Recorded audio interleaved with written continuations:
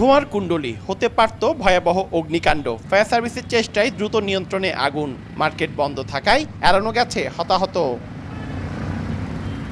শনিবার সকাল 9:30টার দিকে চট্টগ্রাম সিটি কর্পোরেশন পরিচালনাধীন চিটাগাং শপিং কমপ্লেক্স মার্কেটের নিচতলায় একটি দোকানে আগুন লাগে। এ সময় আতঙ্ক ছড়িয়ে পড়ে আশেপাশে। খবর পেয়ে ঘটনাস্থলে আসে ফায়ার সার্ভিসের 5টি ইউনিটের সদস্যরা। ধোঁয়ার তীব্র কুণ্ডলীর কারণে আগুন নেভাতে বেগ পেতে হয় তাদের। এই সময় বেশ কয়েকজন সদস্য অসুস্থ হয়ে পড়েন। পরে 1 ঘন্টার চেষ্টায় নিয়ন্ত্রণে আসে আগুন, তবে তার আগে 2টি দোকান পুড়ে যায়। কিভাবে আগুনটা নিভানো হবে, নিয়ন্ত্রণ করা যাবে, ওই ধরনের পানির লাইনের ব্যবস্থা এবং বিভিন্ন সুযোগ সুবিধা থাকা দরকার। একটা মার্কেটে ওই অবস্থায় নেই। বিদ্যুতের যে বোল্টটা ছিল, যে পাওয়ারটা ছিল, সে 300 থেকে 400 দোকান পর্যন্ত লোড নিতে পারতো। এখন যে 250 দোকান বৃদ্ধি হয়ে গেছে, তার কোনো কর্পোরেশন থেকে বিদ্যুতের পাওয়ার কোনো বাড়ানো হয় নাই। প্রাথমিকভাবে 2টা টেস্ট আউট করেছি, 2টা কাপড়ের দোকানে। এই আগুনটার সূত্রপাত হতে পারে, তবে কি কারণে হয়েছে বা কেন হয়েছে এটা জানি না।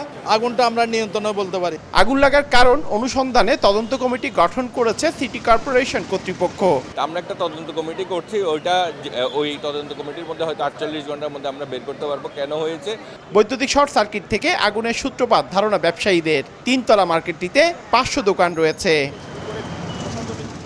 পার্থপ্রতিম বিশ্বাস, সময় সংবাদ, চট্টগ্রাম।